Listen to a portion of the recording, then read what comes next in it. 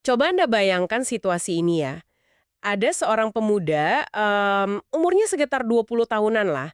Dia lagi naik motor pelan-pelan di malam hari. Rutinitas biasa kan ya? Iya, bener banget. Rutinitas yang sangat normal. Dia tuh cuma lagi membonceng adik perempuannya buat pulang ke rumah habis dari sebuah acara. Sesuatu yang ya mungkin Anda yang lagi dengerin ini juga sering lakuin tiap akhir pekan. Pasti dong, nggak ada yang aneh sama sekali dari situasi itu. Tapi entah gimana perjalanan pulang yang sederhana ini tiba-tiba kayak meledak gitu aja. Jadi amuk massa yang brutal. Sampai terekam kamera dan menyebar kayak api di internet. Jadi selamat datang di penelusuran mendalam kita kali ini. Dan yang bikin cerita ini jauh lebih dari sekedar insiden kriminal biasa itu justru kontradiksinya. Maksudnya, ini kan bukan perkelahian antar geng yang udah direncanakan dari awal ya. Sama sekali bukan. Ini benar-benar kejadian acak. Bener! Ini cuman benturan acak di jalan raya yang secara nggak langsung ngebongkar banyak banget hal soal psikologi massa, terus soal bahaya informasi digital, dan apa yang terjadi sama otak manusia waktu alkohol ketemu sama fanatisme kelompok.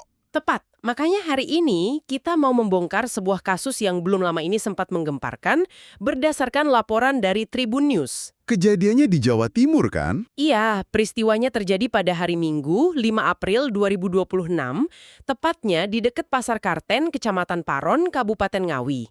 Nah, misi penelusuran kita hari ini itu jelas. Kita mau ngupas tuntas fakta di balik videonya. Betul, kita akan bedah fakta di balik narasi liar yang sempat ngebakar emosi publik di media sosial, dan yang paling penting, kita mau cari tahu, kenapa sih orang-orang biasa bisa berubah jadi beringas cuma dalam hitungan detik? Kalau kita mau membedah insiden ini, kita tuh harus sadar kalau ada dua realitas yang berjalan secara paralel di sini. Dua realitas gimana tuh maksudnya? Jadi gini, realitas pertama itu adalah apa yang benar-benar terjadi di atas aspal malam itu. Nah, realitas kedua, Ah, pasti soal apa yang ada di media sosial ya. betat banget. Realitas kedua adalah apa yang jutaan orang yakini lagi terjadi waktu mereka ngelihat layar ponsel mereka keesokan harinya. Dan jarak antara dua realitas ini, jujur aja, lumayan menakutkan sih. Oke, mari kita bedah ini. Gimana kalau kita mulai dari realitas layar ponsel dulu? Kan ada tuh sebuah video berdurasi sekitar 1 menit yang viral banget. Iya, video amatir yang rekamannya agak goyang itu kan? Bener, di video itu jelas ada aksi kekerasan fisik. Si pemuda ini dikeroyok dan kelihatan berusaha mati-matian ngelindungi diri dan perempuan yang diboncengnya. Tapi bukan cuma visualnya yang bikin video ini meledak. Teks atau captionnya ya yang jadi masalah? Nah, itu dia. Narasinya menyebutkan kalau pemuda itu lagi membonceng ibunya. Ibunya loh. Coba deh, pikirin efek psikologis dari kata ibu di narasi itu. Secara insting, kita sebagai manusia kan diprogram buat ngelindungin sosok ibu, ya kan? Pasti. Siapa sih yang nggak marah ngelihat seorang ibu diserang di jalan? Makanya, dan ketika algoritma media sosial mendeteksi adanya kemarahan, karena kemarahan itu emosi yang paling cepat memicu interaksi di internet, video itu langsung wush didorong ke setiap beranda orang. Menyebar kayak virus ya jadinya. Bener banget. Orang tuh nggak lagi ngelihat video buram itu buat menganalisis fakta.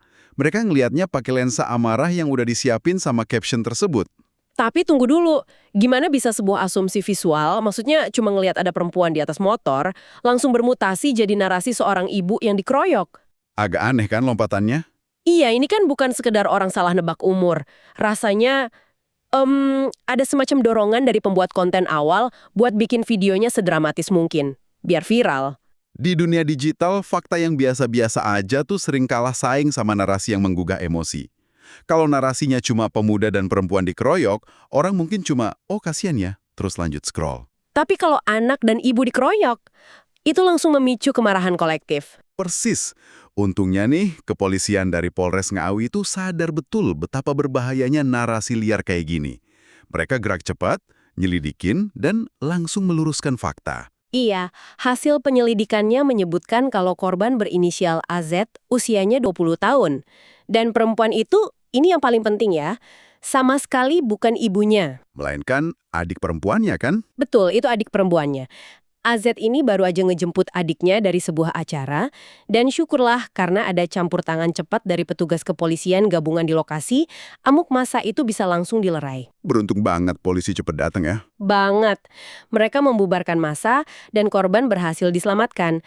AZ dan adiknya cuma mengalami luka ringan dan langsung dirawat di puskesmas terdekat. Tapi, kembali ke soal polisi yang meluruskan fakta tadi. Ada yang mengganjal. Gini, bukankah tugas utama polisi itu nangkep pelaku ya? Kenapa mereka harus repot-repot ngurusin apa kata orang di media sosial? Kan itu cuma omongan netizen. Nah, yang sangat menarik di sini adalah gimana konsep penegakan hukum modern tuh udah berubah drastis. Zaman sekarang, polisi itu ibaratnya punya tugas ganda. Mereka harus memadamkan 2 jenis kebakaran secara bersamaan. Wah, analogi yang menarik. Kebakaran fisik dan digital gitu. Tepat. Kebakaran pertama ya amuk massa di jalanan itu. Mereka harus mastiin korban selamat dan pelaku ditangkap. Nah, kebakaran kedua itu amuk massa di ruang digital. Karena kalau dibiarin bahaya juga ya. Sangat bahaya. Coba bayangin kalau polisi ngebiarin narasi ibu dikeroyok itu bertahan 2 atau 3 hari aja di internet, apa yang bakal terjadi? Orang-orang pasti bakal turun ke jalan sih. Pasti ada aksi main hakim sendiri buat nyari pelakunya, atau bahkan bisa memicu kerusuhan lanjutan yang lebih gede. Nah, itu dia. Api digital itu bisa banget memicu kebakaran fisik yang baru di dunia nyata. Jadi, memadamkan informasi yang salah di ruang publik digital sekarang tuh sama pentingnya sama mengamankan tempat kejadian perkara. Masuk akal banget. Klarifikasi itu pada dasarnya adalah alat buat menjaga stabilitas sosial ya, bukan sekedar layanan informasi biasa. Bener, kalau nggak dipadamkan cepat, efek dominonya bisa parah. Oke, api digitalnya udah padam berkat klarifikasi polisi. Sekarang kita masuk ke pertanyaan yang jauh lebih mengganggu. Kita tahu AZ dan adiknya diserang, tapi pertanyaannya, mengapa? Karena kan mereka nggak ngapa-ngapain, cuma kebetulan lewat di dekat pasar Kerten. Iya, disinilah laporan penyelidikan ngebuka fakta yang bikin saya benar-benar mengerutkan dahi. Insiden ini ternyata bermula waktu AZ berpapasan sama rombongan konvoi dari perguruan silat lain. Dan pemicu utamanya itu bener-bener sepele. Sepele dan gila sih. Pemicunya semata-mata karena adanya perbedaan atribut perguruan silat yang dipakai sama korban. Bayangin, cuma karena sebuah kaos, sebuah lambang, ya cuma itu aja. Disinilah bagian yang sangat menarik sekaligus bikin geleng-geleng kepala. Kita ngebahas rombongan konvoi yang beringas ini kan? Anda tebak dari mana mereka baru pulang? Dari mana tuh? Mereka baru aja selesai menghadiri acara pengajian. Tunggu. Pengajian? Acara keagamaan? Iya, kegiatan yang seharusnya kan syarat sama nilai-nilai kedamaian, kesabaran, spiritualitas, iya kan? Lalu 10 menit kemudian di jalan raya, mereka memukuli seseorang yang lagi membonceng adiknya cuma gara-gara beda logo baju. Itu ironi yang luar biasa sih. Gimana logika ini bisa berjalan bersamaan di kepala seseorang, coba? Kalau misal saya pakai jersey tim sepak bola rival di tengah kerumunan supporter lawan garis keras, oke lah. Iya, itu kan memang konteksnya persaingan dari awal. Benar, saya paham, ada risikonya. Tapi ini, mereka baru pulang mencari kedamaian batin loh. Kok bisa sebuah perbedaan pakaian langsung memicu kekerasan fisik sebrutal itu? Jika kita kaitkan ini dengan gambaran yang lebih besar, kita tuh harus ngelihat fenomena psikologis yang disebut deindividuasi. Deindividuasi, kayak kehilangan identitas gitu. Mirip. Bayangkan identitas Anda itu kayak sebuah setelan jas. Waktu Anda duduk di pengajian, Anda tuh lagi pakai jas identitas personal Anda. Jas sebagai individu yang punya moral, yang tahu dosa, yang taat aturan hukum. Oke, terus pas acaranya selesai, Begitu Anda masuk ke dalam sebuah kerumunan besar, apalagi kerumunan yang disatukan oleh atribut atau seragam tertentu, jas personal itu tanpa sadar dilepas. Anda mulai memakai seragam massa. wah, jadi identitas individunya melebur. Hilang begitu aja di dalam kerumunan. Bukan hilang, tapi tenggelam. Dalam konteks perguruan silat atau organisasi massa apapun, atribut kayak kaos atau jaket berlambang itu bukan sekedar pakaian biasa. Bukan cuma buat nahan angin malam ya. Bukan. Atribut itu adalah perangkat perbatasan. Itu adalah alat yang meneriakkan ke dunia luar, ini adalah kelompok kita, dan di luar sana adalah mereka. Paham. Jadi memisahkan kita dan mereka secara tegas. Betul. Dan saat otak manusia berada dalam mode kelompok besar yang bergerak bersama, kayak konvoi motor gitu, otak rasional kita tuh mundur. Otak primitif kita yang ngambil alih. Makanya pas mata rombongan ini menangkap lambang perguruan silat yang beda di baju korban, mereka nggak mikir panjang ya. Sama sekali nggak. Otak mereka nggak sempat memproses informasi rasional kayak, oh itu cuma pemuda biasa yang lagi bawa adiknya. Otak mereka malah langsung nyalain alarm. Itu ancaman, itu musuh. Gitu kan? Persis. Simbol lawan itu langsung memicu respon agresif instan. Kebanggaan kelompok ini benar-benar salah arah. Mereka nggak lagi merasa bertindak sebagai individu bernama si A atau si B yang baru pulang pengajian.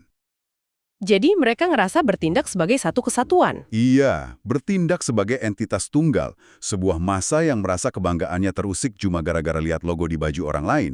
Gila ya, ini bikin kerumunan tuh terdengar kayak sebuah organisme tanpa otak rasional yang bergeraknya cuma berdasarkan insting menyerang aja. Memang menyeramkan kalau udah masuk ke mentalitas massa. Tapi, jujur saya agak skeptis kalau ini murni 100% cuma soal psikologi massa. Maksud saya, ribuan orang pakai seragam tiap hari dan mereka nggak langsung mutusin buat mukulin orang di jalan kan? Pasti ada faktor lain kan? Pasti ada katalis lain yang benar-benar menekan tombol rasionalitas mereka sampai hancur lebur. Dan dugaan saya, ini terbukti dari temuan laporan polisi. Anda bener banget. Polisi kan gerak cepat melacak para pelaku. Dan akhirnya mereka menetapkan 2 tersangka utama dari rombongan konvoi tersebut. Siapa aja tuh tersangkanya? Tersangka pertama inisialnya S, usianya 21 tahun. Yang kedua berinisial R, usianya baru 17 tahun loh. 17 tahun? Masih di bawah umur dong berarti? Iya, masih sangat muda. Dan ada detail yang menurut saya patut banget kita soroti dari proses penangkapan mereka ini. Mereka berdua ditangkap di rumah masing-masing, dan sama sekali nggak ada perlawanan. Nah, ini dia. Saya sempat baca catatan dari rekan jurnalis Tribun Jatim soal ini. Ada video pas mereka diamankan polisi. Dan kontrasnya itu, aduh, mencolok banget. Di videonya kelihatan ciut banget ya. Banget. Di rekaman penangkapan itu, mereka cuma bisa duduk termenung di ruang tamu rumahnya. Diem 1000 bahasa. Nyali mereka tuh seolah-olah menguap gitu aja mentah kemana. Sangat bertolak belakang sama kelakuan mereka sebelumnya. Iya kan? Bayangkan beberapa jam sebelumnya di aspal jalanan, mereka tuh ngerasa kayak penguasa malam. Agresif, garang, ngerasa kebal hukum, berani menghajar orang yang sendirian. Tapi begitu polisi ngetuk pintu rumah mereka, Nah, begitu mereka nggak lagi dikelilingi sama konvoi teman-temannya, mereka cuma pemuda yang ketakutan. Apakah ini membuktikan kalau tanpa alkohol dan kerumunan, keberanian mereka itu sebenarnya cuma semu? itu adalah bukti paling transparan tentang gimana keberanian di dalam kerumunan itu seringkali cuma ilusi. Ilusi gimana? Keberanian itu sebenarnya bukan milik mereka secara personal. Keberanian itu dipinjam dari massa. Dan saat mereka harus berhadapan sama polisi sendirian, tagihan dari pinjaman itu jatuh tempo. Wah, analogi yang luar biasa. Keberanian yang dipinjam dari massa. Tapi, apa sih sebenarnya yang bikin mereka berani minjam keberanian itu dari awal? Kan seharusnya akal sehat menahan, gitu kan? Betul, harusnya kan ada remnya. Nah, disinilah katalis mematikan yang Anda sebutkan tadi tuh masuk. Dari hasil pemeriksaan, pelaku ngasih 2 pengakuan utama ke polisi. Apa aja pengakuannya? Pertama, mereka bilang motifnya itu murni spontanitas. Cuma ikut-ikutan teman aja. Jadi waktu satu orang mulai mukul, ada semacam tekanan psikologis tak terlihat yang menuntut anggota lain buat ikut mukul. Oh, buat ngebuktiin loyalitas ke kelompok ya? Persis. Tapi yang kedua, dan ini kuncinya, mereka ternyata berada di bawah pengaruh alkohol atau minuman keras. Tunggu. Ini sesuatu yang sering bikin saya agak bingung ya. Alkohol itu kan pada dasarnya depresan. Betul, secara medis memang depresan. Nah, bukankah seharusnya alkohol itu bikin orang jadi lebih lambat, lesu, atau bahkan ngantuk? Kenapa di situasi ini justru memicu agresi brutal kayak gitu? Pemahaman umum memang seringnya mikir gitu, bikin ngantuk. Tapi mari kita lihat gimana alkohol itu bekerja secara spesifik di dalam otak kita. Gimana tuh prosesnya? Terutama kalau diminum dalam dosis tertentu di lingkungan yang emang memicu adrenalin ya.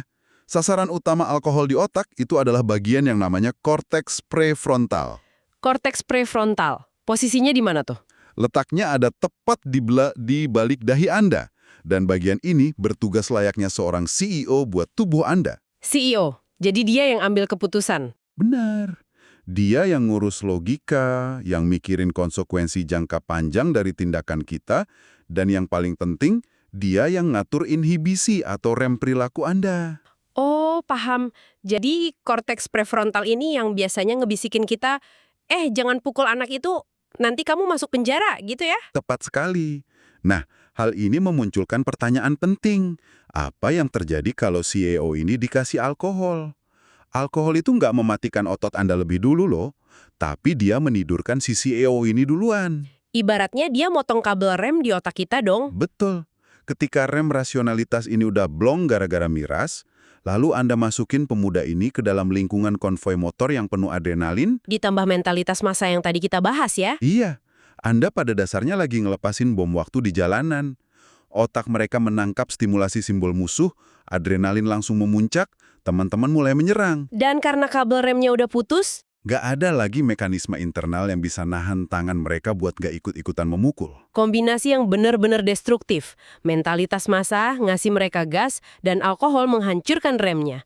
Mereka jadi ngerasa tanggung jawabnya itu bisa dibagi rata ke semua orang di konvoi itu. Seolah-olah nggak ada satupun yang merasa bersalah sepenuhnya. Bener, tapi sayangnya buat mereka, hukum pidana di negara ini kan nggak bisa dibagi rata kayak kita motong kue ulang tahun. Sama sekali nggak bisa. Waktu hukum udah ditegakkan, tanggung jawab pidana itu mutlak jatuh ke pundak individu masing-masing. Dan harga yang harus dibayar buat spontanitas konyol ini benar-benar mengerikan. Ancaman hukumannya berat ya emang ya? Polisi menjerat S dan R pakai pasal 262 ayat 1 KUHP versi terbaru. Anda tahu ancaman hukumannya? Sampai 5 tahun penjara. Astaga, 5 tahun. Bayangkan loh, yang satu baru berumur 21 tahun, dan yang satu lagi masih 17 tahun. Usia yang masih sangat muda. Banget, pemuda 17 tahun ini kan masih punya seluruh masa depannya di depan mata. Dia mungkin masih sekolah atau lagi siap-siap nyari pekerjaan pertamanya. Tapi dalam sekejap semuanya berubah. Cuma karena dia mutusin buat ikut-ikutan temennya mukulin orang pas lagi mabok, cuma demi sebuah logo di baju, masa mudanya terancam dihabiskan di balik jeruji besi. Itu jujur harga yang kelewat mahal buat dibayar. Ini emang tragedi dari segala sisi sih. Di satu sisi, korban terluka tanpa alasan yang jelas. Di sisi lain, para pelaku ini menghancurkan hidup mereka sendiri. Nggak ada yang menang ya di sini. Betul. Oleh karena itu, Polres Ngawi nggak cuma berhenti di penangkapan dua pelaku ini aja. Mereka paham banget kalau ini bukan sekedar masalah dua oknum individu. Tapi masalah sistemik di organisasinya. Ya, ini adalah masalah struktural di dalam organisasi-organisasi bela diri semacam ini. Makanya polisi gerak lebih jauh. Oh ya, saya baca juga. Polisi akhirnya ngasih peringatan dan himbauan keras langsung ke para ketua cabang dan ketua ranting dari semua perguruan silat di sana kan? Betul. Dan himbauannya sangat spesifik. Polisi dengan tegas ngelarang adanya konsumsi alkohol waktu ada pengumpulan massa atau kumpul-kumpul anggota.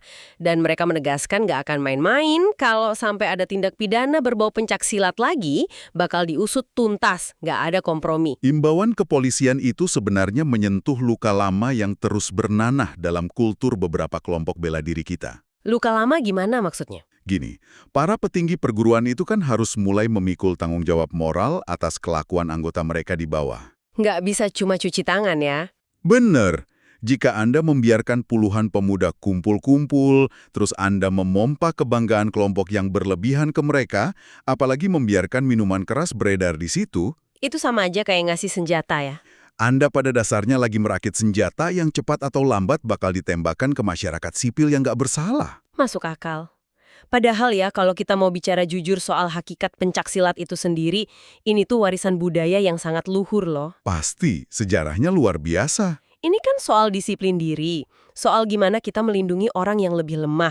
Tapi ketika segerombolan pemuda mabuk bersembunyi di balik nama besar perguruan, cuma buat menyerang orang yang lagi nganter adiknya pulang, Mereka nggak lagi membela kehormatan perguruan. sama sekali enggak. Mereka justru sedang mencoreng dan mengkhianati seluruh nilai-nilai filosofis dari seni bela diri itu sendiri. Betul sekali. Apa yang dilakukan kepolisian ini sebenarnya cuma merespons gejala luarnya aja dari sebuah penyakit yang jauh lebih dalam. Penyakit aslinya itu apa menurut Anda? Penyakit aslinya ada pada identitas kelompok yang beracun tadi, di mana kesetiaan buta pada sebuah seragam atau logo malah dianggap jauh lebih tinggi daripada nilai-nilai kemanusiaan dasar. Wah, kalimat yang sangat kuat. Dan obrolan soal identitas beracun ini membawa kita ke penghujung penelusuran mendalam kita kali ini. Waktu kerasa cepet banget ya. Iya, sebelum kita tutup, mari kita tarik mundur sedikit dan merangkum beberapa insight krusial yang udah kita bedah bareng-bareng hari ini. Silakan. Pertama, kita bisa ngelihat betapa mudahnya kita semua ditipu oleh narasi viral di internet. Sebuah video kabur ditambah teks yang emosional tuh udah cukup buat bikin jutaan orang percaya kalau ada seorang ibu yang lagi diserang. Padahal faktanya beda jauh. Beda 180 derajat. Jadi kita harus benar-benar berhenti jadi bahan bakar gratis buat algoritma kemarahan di media sosial. Dan poin yang kedua, hari ini kita ngelihat anatomi dari amuk massa itu sendiri secara langsung. Ketika identitas sebuah kelompok dielevasi sedemikian rupa, cuma dengan ngelihat logo yang beda aja udah bisa memicu insting purba kita buat menyerang. Ditambah lagi bahan bakar utamanya ya. Betul. Lalu, ketika Anda mencampur mentalitas kerumunan yang mematikan identitas personal, itu dengan alkohol yang terbukti merusak rem rasionalitas di otak, hasilnya adalah ledakan kekerasan acak. Kekerasan yang pada akhirnya menghancurkan hidup semua orang yang terlibat ya. Betul, Termasuk para pelakunya sendiri. bener. Nggak ada yang diuntungkan sama sekali. Yang akhirnya bawa kita pada fakta paling pahit soal pertanggungjawaban. Pada ujungnya keberanian di dalam kerumunan itu benar-benar cuma ilusi. Pinjaman yang harus dibayar. Persis. Ketika polisi akhirnya datang ngetuk pintu rumah Anda, konvoi teman-teman yang semalam Anda bela mati-matian itu nggak ada di sana. Anda harus duduk sendirian di ruang tamu, mempertanggungjawabkan tindakan Anda sendiri ke negara. Jadi kepada Anda yang mendengarkan ini, tolong jadikan kasus ini pengingat yang tegas. Anda tuh nggak bisa selamanya berlindung di balik kerumunan atau nama besar sebuah organisasi. Di mata hukum, tindakan Anda adalah milik Anda sepenuhnya. Sangat setuju. Jadi sebelum Anda mematikan audio ini, kami ingin meninggalkan Anda dengan sebuah pemikiran untuk direnungkan secara pribadi. Apa itu? Jika mengenakan sebuah atribut pakaian saja bisa membuat Anda menjadi target amuk massa tak terduga, apakah identitas kelompok yang seharusnya melambangkan seni bela diri kini telah bergeser menjadi simbol bahaya? Pertanyaan yang bagus. Dan ketika Anda berada di dalam sebuah kerumunan besar, sejauh mana Anda yakin bahwa tindakan yang Anda lakukan benar-benar berasal dari kendali diri Anda sendiri dan bukan sekedar ikut-ikutan? Terima kasih telah bergabung bersama kami dan sampai jumpa di penelusuran mendalam berikutnya.